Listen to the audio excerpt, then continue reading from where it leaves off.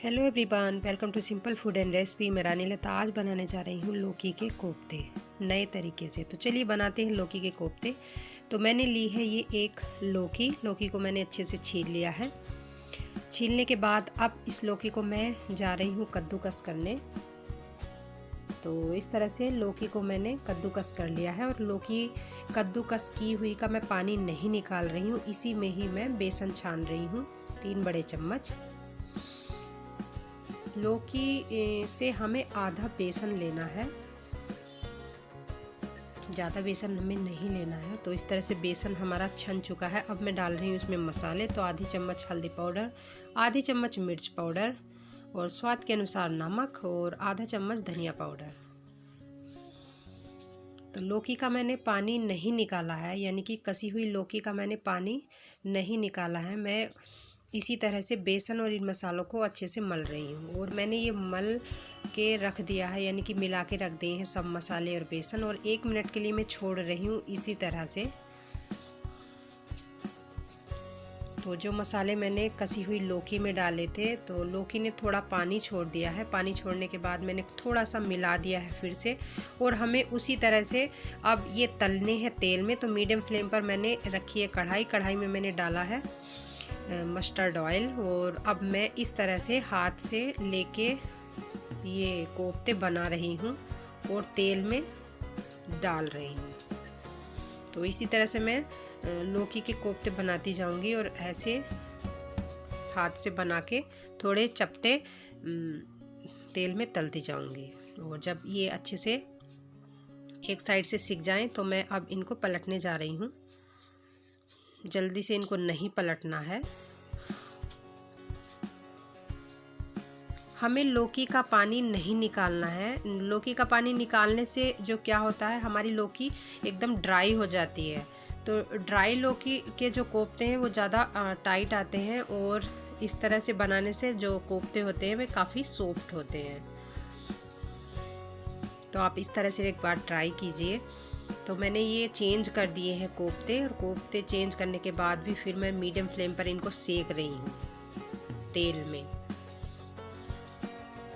तो आप देख सकते हैं अलट पलट के मैंने इन कोफ्तों को सेक लिया है।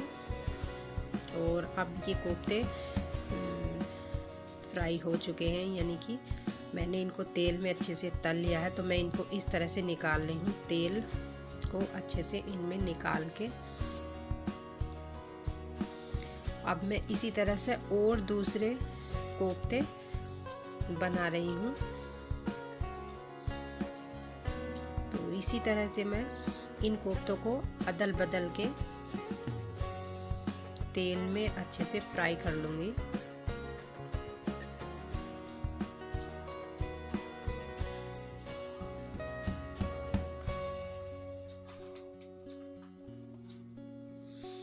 तो ये हमारे कोफ्ते तल चुके हैं। इस तरह से ही मैंने सारे कोफ्ते तल लिए थे। तो अब मैं करने जा रही हूँ तड़के की तैयारी। तो मैंने सारे कोफ्ते बनाकर तैयार कर लिए और आप देख सकते हैं ये काफ़ी सॉफ्ट बने हैं, बिल्कुल भी इनमें टाइटपन नहीं है। तो अब मैं कर रही हूँ तड़के की तैयारी। तो तड़का लगाने से पहले मैं बना रही हूँ एक मसाला। तो मैंने 1 कप फ्रेश दही ली है और इस दही को पहले मैं मिक्सर से फेंट लूँगी, जिससे कि दही हमारी एकदम अच्छे से स्मूथ हो जाए, यानी कि इसमें कोई भी लंप या गांठ वगैरह ना रहे। जब ये अच्छे से फेंटी जाएगी तो उसके बाद मैं डाल रही हूँ आधा चम्मच हल्दी पाउडर, थोड़ा सा नमक और 1 चम्मच कश्मीरी लाल मिर्च। और इन तीनों चीज़ों को मैं फिर मिक्सर से मिला लूँगी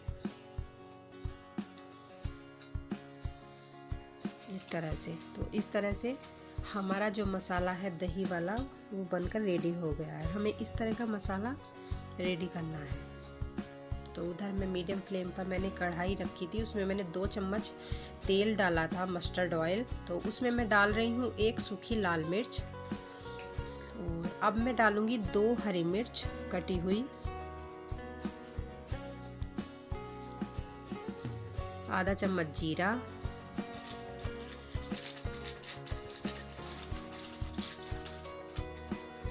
एक चम्मच से थोड़ा सा कम धनिया पाउडर और थोड़ा सा हींग। इन सभी मसालों को मैं तेल में अच्छे से भून रही हूँ। मसालों को अच्छे से भूनना है तेल में, और उसके बाद मैं डालूँगी दही वाला मसाला।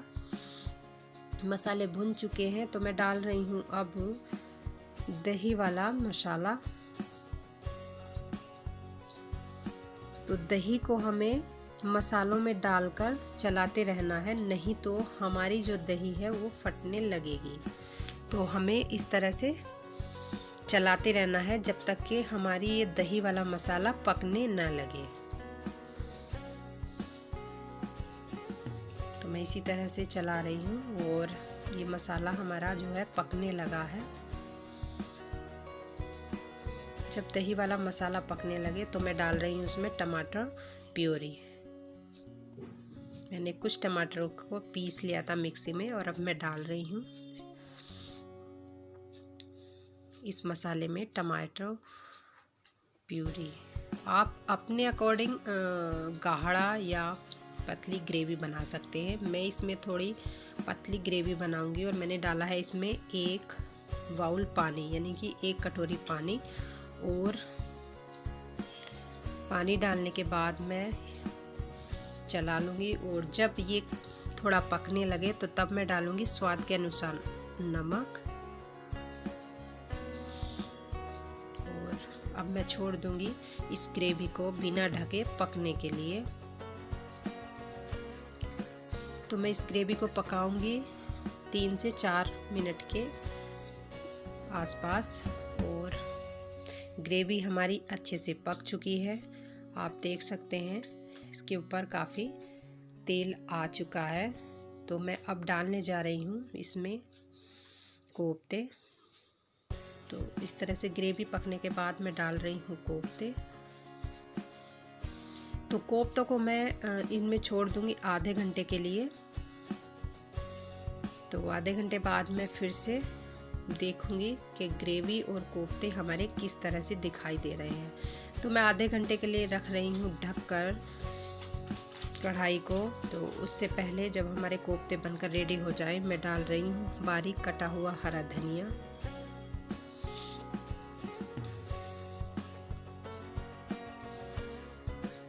और मैंने कढ़ाई पर ढक्कन लगा के रख दिया है आधे घंटे के लिए। तो आधे घंटे बाद मैं देख रही हूँ हमारे कोफ्ते इस तरह से दिखाई दे रहे हैं। हमारी जो ग्रेवी है वो काफ़ी गाढ़ी हो गई है। तो मैं एक बाउल में कोफ्ते और ग्रेवी, यानी कि लौकी के कोफ्ते सर्व करने जा रही हूँ। तो आप देख सकते हैं लौकी के कोफ्ते हमारे इस तरह से दिखाई दे रहे हैं। और आप इस पर मलाई, क्रीम या दही डालकर या मक्खन डालकर भी खा सकते हैं, जो आपकी चॉइस है। तो उम्मीद करती हूँ कि आपको लौकी के कोफ्ते रेसिपी पसंद आई होगी। तो लाइक कीजिए, शेयर कीजिए, और मेरे चैनल को सब्सक्राइब करना ना भूलें। मिलती हूँ एक न्यू रेसिपी के साथ।